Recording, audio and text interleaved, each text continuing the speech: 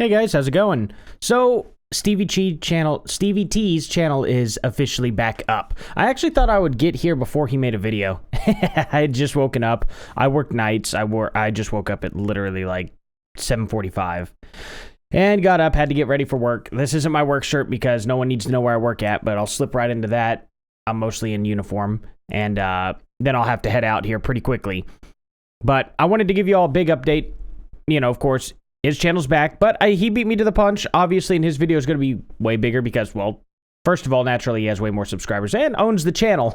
Everyone's going to go to his channel to see his channel come back, but it's not really so much about going, hey, his channel's back. You all know his channel's back.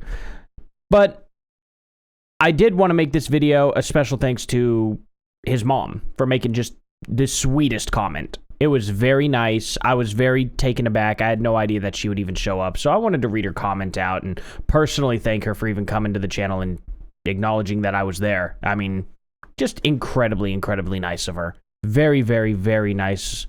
Very, very nice lady. Stevie should be very proud to have a mom like that. She's absolutely wonderful. And to prove that, you know, it is her, I mean, she's right here. He liked it. And she said, you know, you made me cry too. My phone was blowing up. Also, Mama T, from your fans trying to get the horrible news to us. I know you had a lot of supporters and fans, but until this week, I never knew how much you are personally loved. Thank you to all your great supporters. I have made a lot of new Stevie T fan friends. The past couple days, we communicated back and forth on the situation at hand. Words can never express how much we love you guys. Welcome back, Stevie. You handled this very mature and calmly. So proud of you, Mama and Papa T. Love you very much. And just genuinely nice comment. And of course, everyone's, you know, a part of that. It is sad what happened. Binance Bitcoin is this fake Chinese Bitcoin site. I guess I don't know if they're fake for Bitcoin, but I mean, clearly they were trying to get Bitcoin, stuff like that, hacking YouTubers' channels. This is ridiculous. This is getting out of hand at this point. YouTube has, as of late, they've just absolutely failed the community. It's not even as of late. It's as of 2016. YouTube has genuinely started failing their community entirely. It's ridiculous because we see people like, you know, Rob Dyke, who has like, I mean, look at, or I should call him Rob Gavigan now. He's got 3 million subs. He's actually a bit more popular than Stevie T. And speaking of which, Rob, you need to come on here and have a chat with me about that. Maybe one day. We'll see what happens. But regardless, Rob was doing a lot of real good out there in the world. Lots of unsolved mysteries were actually helped solved by him in the community. Not personally him, per se. I mean, not to take away from Rob, but it was just the fact that he was getting stories out there. They were circulating all over the world, and people were calling in the FBI for tips and getting some unsolved cases solved. That happened with Kaylee Elise as well. And YouTube's response to them was just the worst. Demonetizing them, deranking them, essentially saying that their channels were violent. And then they had the gall to make Rob Dyke change his last name in the name of social justice because his last name was a lesbian slur. Are you kidding me? He had to legally change his last name. I mean, YouTube. They don't even have a way for Stevie to contact YouTube directly. This all had to be flagged. His video had to be flagged by fans before YouTube even really realized it. It's just such a bad response, bad customer service. I have literally been trying to get my channel remonetized since December, and it is, I'll show you guys, it's still just under review. And for what? I've never violated their TOS, ever. Never did. They just don't like things away from their politics, and I hate it. I never wanted to get into politics on this on my channel. Never did. Never once did. This was originally a gaming channel. I just wanted to do music and play video games, and they constantly want to tell me what to do and what to believe, and it's like unbelievable. The authoritarianism is real. So I wanted to clarify quite a few things, though. Okay, I'm very glad Stevie's back. Me and my wife enjoy watching his channel so much, and oh my god, does my wife ever love his videos. Just saying, putting it out there. Of course, before I get into that, I want to get into Mama T here. Thank you so much for making everyone aware of the true facts. You were right about people. They don't take time to research. Stevie is the most loving, honest guy you will ever meet and would never intentionally hurt anyone. If Steve posts anything on YouTube that was not appropriate for the viewing audience, they would take it down. It's sad. It's a sad world when people speak negatively to gain exposure for themselves. KDH must be a very unhappy person with too much time on his hands. Clearly, he's got a lot of time on his hands. A lot of time he could spend practicing his instrument.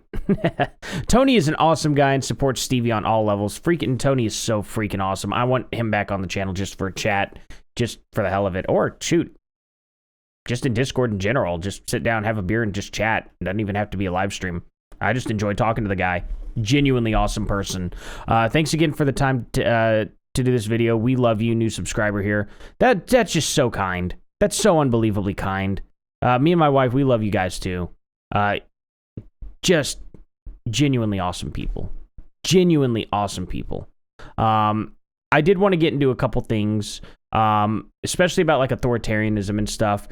I was talking about Scotland. Some people didn't know how Scotland is. You know, like arresting Count Dankula for telling a joke, making a YouTube video about a joke about his dog. His dog doing a certain salute, I guess you could say. Look, I'm not going to sit here and say that it was the most tasteful thing in the world to do. I'm not going to sit here and say it wasn't offensive or anything like that. But to arrest someone? Who does that? Who does that? It was a joke. It wasn't like... It's not like he was actually sicking his dog, his little tiny pug, after anyone or anything like that. And his pug's not even like violent or anything. His pug was just doing, he would say a phrase and his dog would put his paw out and it was funny. That's all it was. And he did it to make the pug not cute. And he said he was going to do it to make the dog the most despicable thing he could think of. Those were his words. But literally Scotland said specifically, we do not care about context. That's psychotic. That's psychotic. So when I mentioned Scotland, you know, being authoritarian, and, you know, KDH, I don't know if he's from Scotland, the UK, or well, Britain or Ireland. He's in the UK somewhere. I don't care to find out where. Okay, I'm not trying to find his information.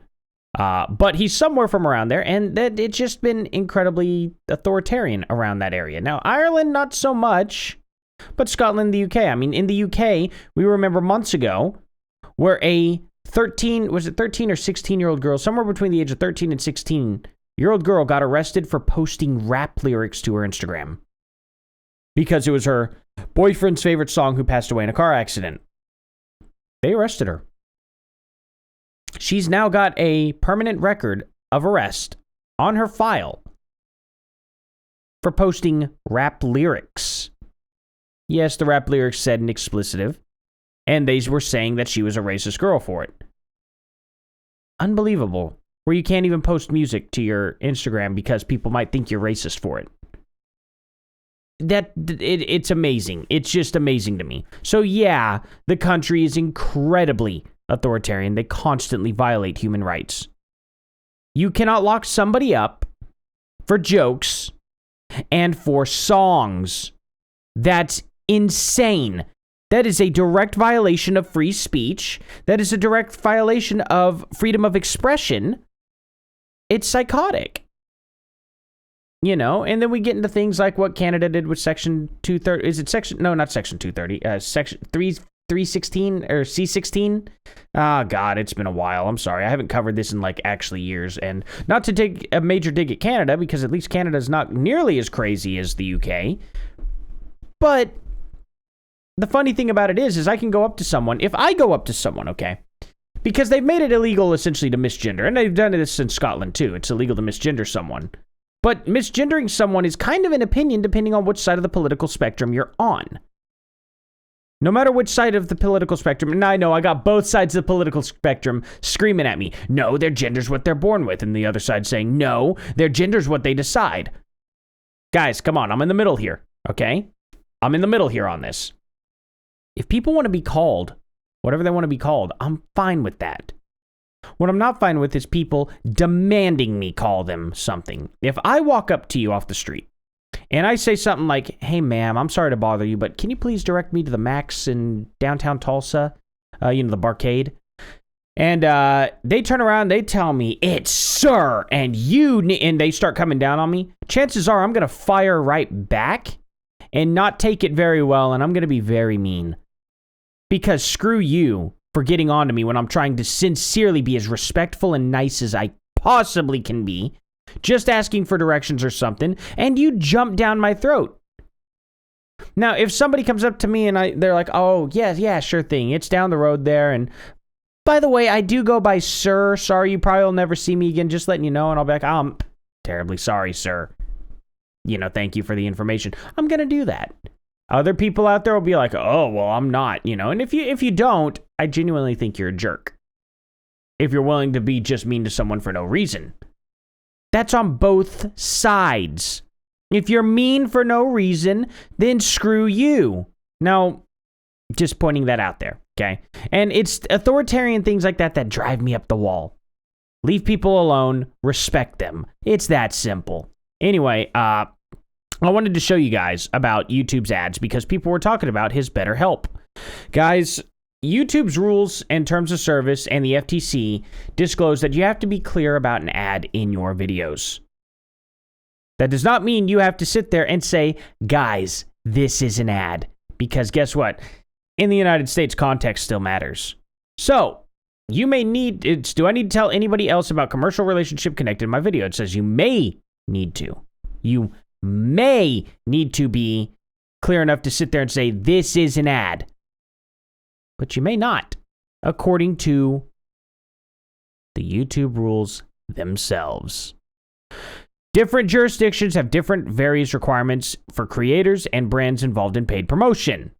So, what may be different in the UK, may be different in Canada, KDH, but, the guy's a moron. When your content does include paid promotion, some jurisdictions and brands partners require that you tell viewers about a commercial relationship that might have influenced your ad or content. It's your responsibility to check and comply with regulations of the FTC and all that. I pulled it up, and of course, it's just directly on the front page of their site, and I do not have time to sit there and wade through it to find their exact thing of what they state. But I know that it states in the FTC that you have to be clear about an ad or paid promotion in your video. Now, let's get into the muddy waters of being clear. Kind of strange, right? But let me explain. How many people didn't know the BetterHelp thing was an ad? How many of you all? Well, all the ones complaining about it, saying that he didn't disclose it. Well, then that tells me you knew it was an ad, didn't you? Didn't you? Because why would you be mad that he didn't disclose it was an ad if you didn't know it was an ad? You'd still be under the impression that it wasn't an ad and that it would just be him using it and that he was just promoting it to be nice, that he wasn't getting paid by it. But everyone was aware because the kind of funny thing about it is whenever you have a promo code for it, kind of tells you it's an ad, doesn't it? It's beautiful, right? So this is the funny thing about it, right? All the people who are mad about it and calling him out for it knew it was an ad. I've yet to see a single person. Find me one person who didn't know it was an ad. Just one. That's all I'm asking for. Just one person. Good luck. Because everybody knew it was an ad. And if everybody knew it was an ad, then if you went to sue him and take him into court, the court would rule, well, if everybody knew it was an ad, then it was clear, wasn't it? There you go. You could sit there and criticize him. That's fine. And be like, I don't think it was clear enough. But that, what do we call that again? That's an opinion. That's right. That's right. And guess what? On this channel, we have a little slogan. It's called, your opinion is worthless. Now that includes my opinion too. But opinions in general are worthless. As I've gotten into arguments with somebody on here who was like, I have a valid statement here and you disregarded it. My opinion is valid. No, it's not. No one's opinion is valid. Your opinion is as much as you value it. It's not worth what other people value. well, actually, I should say other people, the way that they value it too, that's how much they value it. They don't give a crap about your opinion. Your opinion is only worth as much as what you think it's worth, but it'll only be worth that to you, and that's it. So, anyway, if you all want to go through this more, read all through the YouTube rules and see for yourself that he didn't violate it. Because if he did violate it, YouTube would have taken it down. I mean, the guy's got almost 3 million subs. It's not difficult to do your research, guys. It's very easy to be outraged in the moment, and it's very easy to not look into anything, which is why whenever I cover politics in general, you don't just see me throw open some sort of ad and just immediately rail off and start going off on fake news or anything like that. I call out fake news for getting things wrong because I do my research before calling them out, unlike somebody like KDH. Well, KDH did his research. He just left out a bunch of information to help his story. He did that on purpose. And the reason why I know is because general audience was right there next to the child audience, or whatever you'd call that. Specifically the name of it. Regardless, he knew it was there. He read it. He didn't want it to be on his video, so he made sure it wasn't in there. He also cut out the last sentence of his audience directed towards kids. He cut that last sentence out just because you are in the list of this doesn't mean necessarily that you violated or that you are for anything other than a general audience. So, But it's all good. We've buried it down. We've beat it down with a hammer. We've cracked open the truth. We've proven him wrong. And that's that. So, and the guy's too much of a coward to even talk to me about it. We've already proven that. But he expects Stevie T and all them to come onto his channel, But he won't come on to anybody else's. Because he's after the big fish, not the little fish. We could see what he's truly after, and it's more subscribers, and his jealousy is really showing. That's that, guys. Thank you all so much for watching. Please like, subscribe, and share, and I'll see you all in the next one. Later.